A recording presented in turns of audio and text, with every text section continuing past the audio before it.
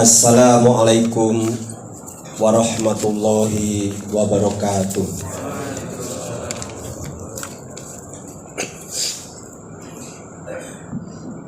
Allahu Akbar, Allahu Akbar, Allahu Akbar, Allahu Akbar, Allahu Akbar, Allahu Akbar, Allahu Akbar kabira, walhamdulillahi katsira, wa subhanallahi bukratan wa asila. La ilaha illallah wa la na'budu illa iyyah, muhlisina lahuddina walau karihal kafirun, walau karihal munafikun, walau karihal musyrikun. La ilaha illallah, Allahu Akbar, Allahu Akbar, walillahil hamd. Alhamdulillahilladzi binikmatihi tatimus sholihat wa bifadlihi tatanazzalul khairatu wal barakat wa bitaufiqihi tatahaqqaqul maqasidu wal ghayat. Asyhadu an la ilaha illallah wahdahu la syarikalah wa asyhadu anna Muhammadan abduhu wa rasuluhu la nabiyya ba'da. Allahumma sholli wa sallim wa barik ala sayyidina Muhammadin wa ala alihi wa sahbihi mujahidina dhahirin, amma ba'du. Faya ayyuhal hadirun wal hadirat, usikum wa iyaya bitaqwallah wa ta'ati ila'alakum tuflihun. Ya ayyuhalladzina amanu taqullaha haqqa tuqatihi wa la tamutunna illa wa antum muslimun. Wa qala Allah ta'ala fil Qur'anil Karim, a'udzu billahi minasyaitonir rajim, bismillahirrahmanirrahim. Inna a'tainakal kautsar fasholli li rabbika wanhar, inna syani'aka huwal abtar. Para hadirin jamaah salat Idul Adha di Masjid Al-Akbar ini yang dimuliakan Allah Subhanahu wa taala. Dalam suasana khusyuk sehabis menunaikan salat Idul Adha, marilah kita memanjatkan puji syukur kehadirat Allah. Sekaligus marilah kita tingkatkan ketakwaan kita dengan sebenar-benarnya takwa kepada Allah Subhanahu wa taala yang telah berkenan memberikan nikmat umur dan nikmat kesehatan, sehingga saat ini kita dapat merayakan Idul Kurban dengan penuh rasa iman dan takwa kepada Allah Subhanahu wa taala. Salawat dan salam kita haturkan kepada junjungan kita Nabi besar Muhammad sallallahu alaihi wasallam, para keluarga, sahabatnya, dan para pengikut sunnah-sunnahnya. Kemudian pada tempatnya pula kita menyampaikan doa keselamatan kepada saudara-saudara kita seiman dan seagama yang kini telah memenuhi undangan Allah untuk menunaikan ibadah haji. Semoga mereka pergi ke tanah suci dengan bekal niat yang lurus, beribadah secara benar, tekun dan khusyuk, kemudian dapat kembali di tengah-tengah keluarga ke lingkungan kita dengan selamat sebagai haji mabrur. Keselamatan juga kita sampaikan kepada saudara-saudara kita yang sebentar lagi atau besok atau lusa akan melaksanakan ibadah kurban, menyembelih hewan kurban yang dagingnya diberikan kepada yang berhak menerimanya. Allahu Akbar, Allahu Akbar, Allahu Akbar, walillahil hamd. Di hari raya kurban ini seluruh umat Islam menyambut dengan riang gembira mengenang sejarah besar yang dijalankan oleh Nabi Ibrahim alaihi salam beserta putranya Ismail alaihi salam. Diawali dengan kumandang gema takbir di seluruh pelosok dunia. Mulai terbenam matahari tanggal 10 Dzulhijjah sampai tanggal 13 Dzulhijjah, hari-hari tasyrik. Dua Nabiullah Ibrahim dan Ismail ini lulus melewati saat-saat yang menegangkan, yang menyentuh lubuk hati yang paling dalam, yakni di saat menghadapi perintah Allah agar Ibrahim alaihissalam menyembelih, mengorbankan buah hatinya, yaitu Ismail, yang saat itu Ismail adalah putra satu-satunya yang berparas tampan, lucu, lagi mempesona. Ibrahim merelakan diri menyembelih anaknya itu dengan tangannya sendiri. Seperti halnya Ibrahim, Ismail sebagai anak yang soleh juga mengikhlaskan diri untuk disembelih, mengorbankan nyawanya dalam menyambut perintah Allah kepada ayahnya itu. Orang-orang kafir yang memusuhinya memanfaatkan momentum itu sebagai peluang untuk menghinanya, untuk mengejeknya. Dengan sinis mereka berkata, Ibrahim telah gila karena mau menyembelih anaknya sendiri. Nabi Ibrahim alaihissalam tidak peduli cemoohan dan hinaan itu. Ia tetap sampaikan perintah Allah kepada putra kesayangannya seperti yang terabadikan di dalam Al-Quran, surat Asy-Syaffat ayat 102. Ya bunayya inni arafil manami anni adbahuka fangdur mada taro. Hai anakku, sesungguhnya aku melihat dalam mimpi bahwa aku menyembelihmu, maka fikirkanlah apa pendapatmu. Ismail sebagai anak yang taat kepada Allah dan berbakti kepada orang tua menjawab, Ya abatif almatu maru satajiduni insyaallahu minas sabirin. Wahai bapakku, kerjakanlah apa yang diperintahkan kepadamu. Insya Allah kamu akan mendapatiku termasuk orang-orang yang sabar.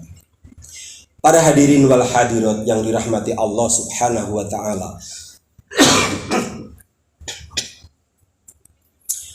Dalam waktu berikutnya, Ibrahim dan Ismail menuju sebuah tempat untuk melaksanakan perintah Allah itu. Setelah sampai di suatu tempat, dalam keadaan tenang, Ismail berkata kepada ayahnya, Ayah, kuharap kaki dan tanganku diikat supaya aku tidak dapat bergerak leluasa sehingga menyusahkan ayah. Hadapkan mukaku ke tanah supaya ayah tidak melihatnya, sebab kalau ayah melihat nanti akan merasa kasihan. Lepaskan bajuku agar tidak terkena darah yang menantinya menimbulkan kenangan yang menyedihkan.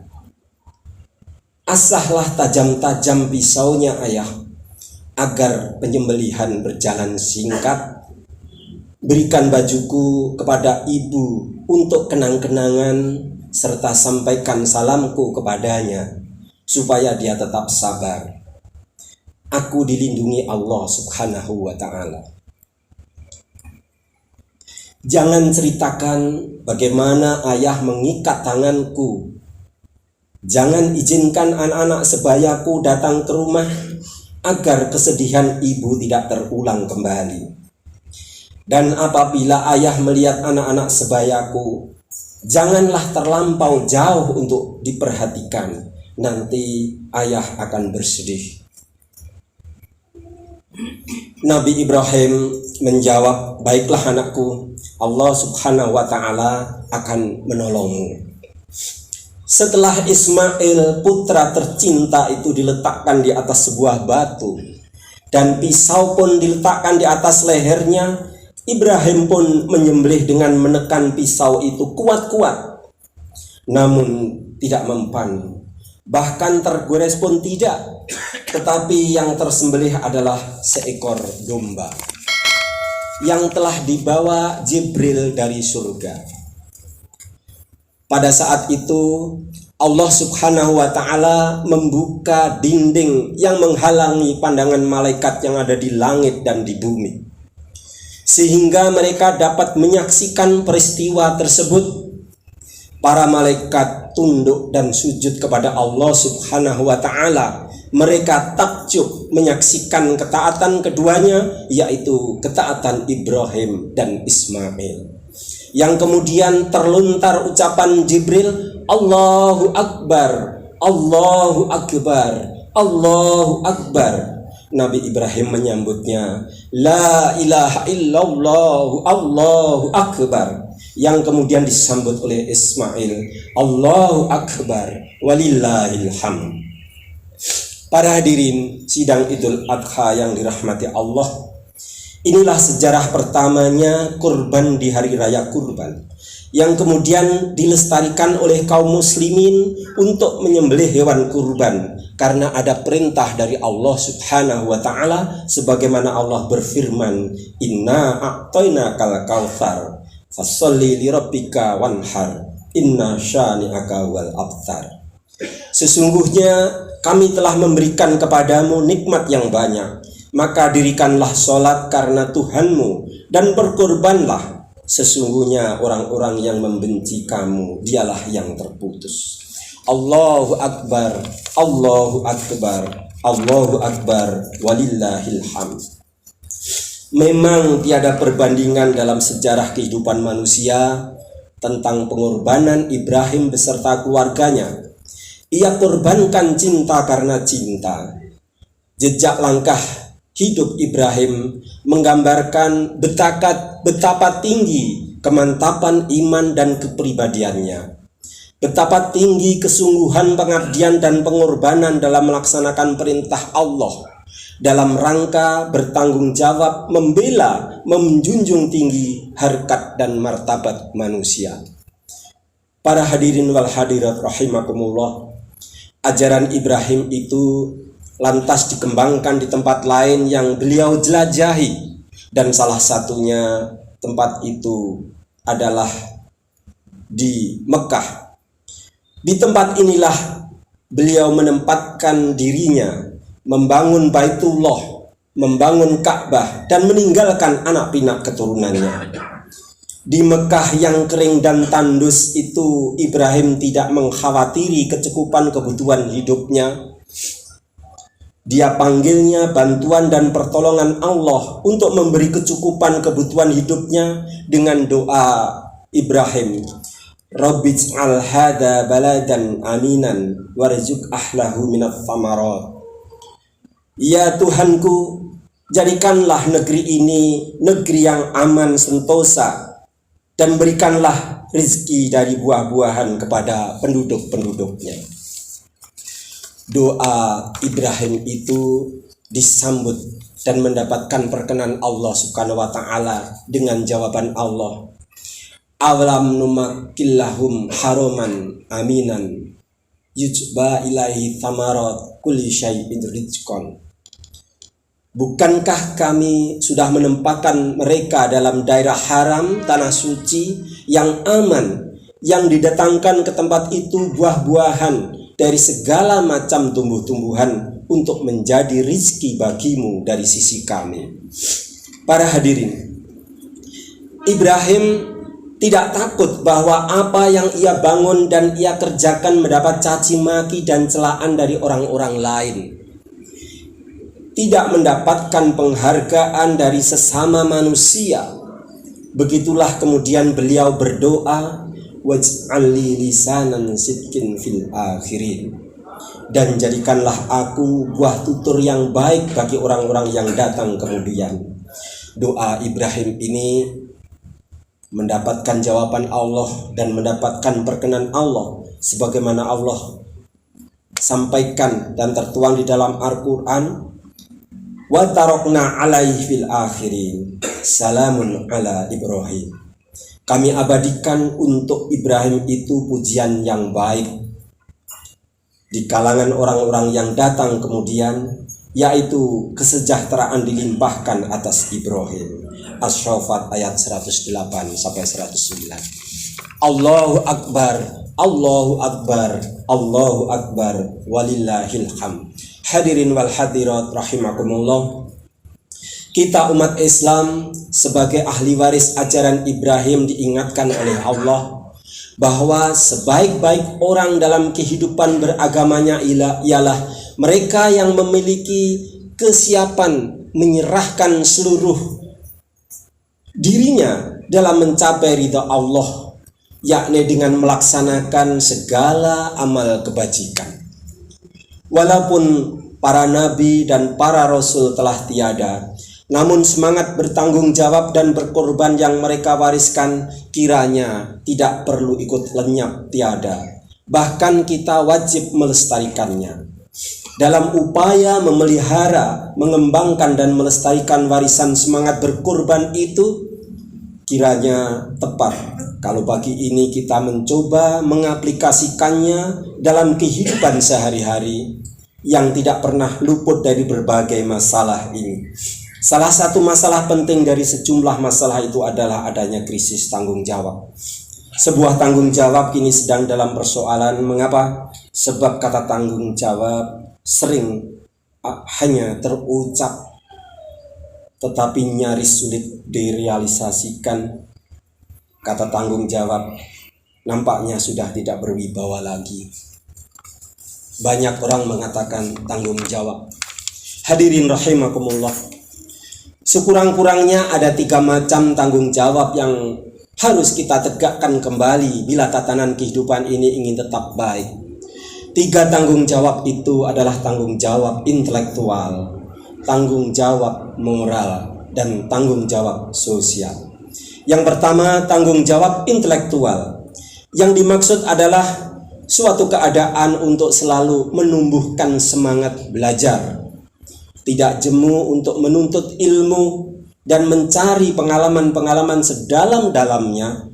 Kemudian yang tidak kalah pentingnya lagi adalah bertanggung jawab untuk mengamalkan ilmunya tersebut. Karena apa? Di negeri ini sesungguhnya banyak orang pandai, banyak orang pintar, banyak juga orang-orang berilmu, tetapi masih belum menuntaskan persoalan-persoalan kebangsaan.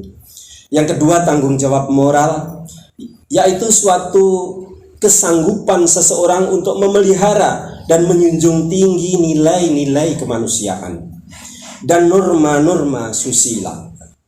Krisis moral yang patut segera mendapatkan perhatian adalah adanya gejala-gejala mulai menipisnya rasa malu dan menebalnya perasaan tidak takut berdosa kepada Allah. Hal ini dapat terlihat bahwa betapa banyak dan seringnya praktek-praktek yang mengarah kepada mengorbankan manusia untuk mencapai tujuan yang tidak terpuji, bahkan terkadang keji dan semata-mata hanya memenuhi ambisi dan kerakusan belaka. Hadirin rahimakumullah, coba kita mengingat peristiwa Nabi Ibrahim dalam melaksanakan perintah Allah untuk menyembelih putra kesayangannya. Ketika pisau dihujamkan dan digerakkan oleh Nabi Ibrahim untuk menyembelih sang anak, tiba-tiba seekor domba dijadikan penggantinya. Hal ini sekaligus memberikan isyarat bahwa Allah sedemikian kasih dan sayang kepada manusia sehingga korban dalam wujud manusia tidak diperkenankan. Oleh karena itu, momentum terpenting menjadi pelajaran sebagaimana tersirat dari penyembelihan hewan kurban adalah bagaimana kita dapat menyembelih, bagaimana kita dapat memotong dan mengorbankan sifat-sifat hayawaniyah, sifat-sifat kebinatangan yang mungkin ada pada diri kita yang menjadikan kita mengalami krisis moral. Allahu Akbar, Allahu Akbar, Allahu Akbar, walillahil hamd. Yang ketiga yang patut kita tumbuh kembangkan adalah tanggung jawab sosial, yaitu suatu kesadaran dan kesanggupan untuk peduli terhadap nasib orang-orang fakir, orang-orang miskin, dan yang hidup serba kesusahan. Di dalam Al-Quran dan Al-Hadis banyak disebutkan keharusan menyantuni fakir dan miskin itu. Hadirin jamaah Idul Adha rahimakumullah, Memang syariat Islam itu tidak saja berfungsi sebagai pelindung dan pengayom masyarakat, tetapi juga berfungsi sebagai penyejahtera masyarakat. Sedangkan mengapa kita harus memperhatikan para fakir, miskin? Maka jawabannya adalah yang pertama, karena ada perintah dari Allah dan dari Rasul-Nya. Yang kedua, karena apabila kemiskinan itu dibiarkan, maka dapat menimbulkan bahaya terhadap pribadi-pribadi atau kelompok-kelompok mereka itu. Sering kita mendengar tangisan dan keluhan orang-orang miskin. Sering ratapan mereka terucap, mengapa Tuhan menjadikan saya hidup dalam keadaan miskin? Mengapa Tuhan membeda-bedakan kehidupan manusia? Barangkali termasuk keluhan-keluhan semacam itulah yang dirisaukan oleh Rasulullah, sehingga beliau Rasulullah bersabda, kadal fakru ayakuna kufran. Kefakiran itu nyaris mengundang kekufuran. Hadirin yang ketiga, apabila kemiskinan tidak dihiraukan, maka akan berakibat tidak baik terhadap perkembangan etika, terhadap perkembangan moral masyarakat. Sebab rintihan perut lapar lebih dahsyat daripada rintihan rohani. Tidak sedikit orang mencuri, menipu, menjual diri, membunuh, memutilasi. Tidak sedikit orang terganggu mentalnya, tidak lain banyak dikarenakan kemiskinan yang ia derita. Yang keempat, kemiskinan sering menjadi penyebab keretakan kehidupan berumah tangga. Banyak rumah tangga kandas di tengah jalan karena kondisi ekonomi yang kurang mencukupi. Hadirin rahimakumullah, pada kesempatan yang mulia ini, di hari Idul Adha ini, mari kita perbaiki dan pertebal iman kita yang kita wujudkan dalam bentuk kasih sayang terhadap saudara-saudara kita. Karena Rasulullah bersabda, la yu'minu ahadukum hatta yuhibba li akhihi wa yuhibbu li nafsihi. Tidak beriman salah seorang di antara kamu sehingga mencintai saudaranya seperti mencintai diri sendiri. Di saat kita dihadapkan problem orang fakir dan miskin, lemah dan terlantar, maka sesungguhnya keimanan kita sedang diuji oleh Allah Subhanahu wa ta'ala. Sanggupkah kita mencintai mereka seperti mencintai diri kita sendiri? Sanggupkah kita membantu meningkatkan taraf hidup mereka? Adakah dalam diri kita perasaan tidak enak hidup berkecukupan, makmur, sejahtera, sementara di sekitar kita banyak kehidupan saudara-saudara kita yang serba kekurangan dan kesulitan? Rasulullah bersabda, tidaklah termasuk orang-orang yang beriman, orang-orang yang hidup kekenyangan, sementara ia tahu tetangga di sebelahnya menderita kelaparan. Hadirin, hari ini kita diingatkan agar melihat tetangga kita yang miskin, tidak cukup gizi. Pada hari raya Idul Fitri yang lalu, kita diingatkan untuk memberikan beras, makanan pokok. Maka pada hari raya Idul Adha ini, kita diingatkan untuk memberikan daging untuk lauk pauk mereka yang berhak menerimanya, dengan harapan mereka pun bisa menikmati makanan-makanan yang biasa dimakan oleh orang-orang yang berkecukupan. Barakallahu li wa lakum fil Qur'anil Karim wa nafa'ani wa iyyakum bima fihi minal ayati wa dzikril hakim wa taqabbala minni wa minkum tilawatahu innahu huwas samiul alim. Allahumma shalli ala sayyidina Muhammad wa ala ali sayyidina Muhammad.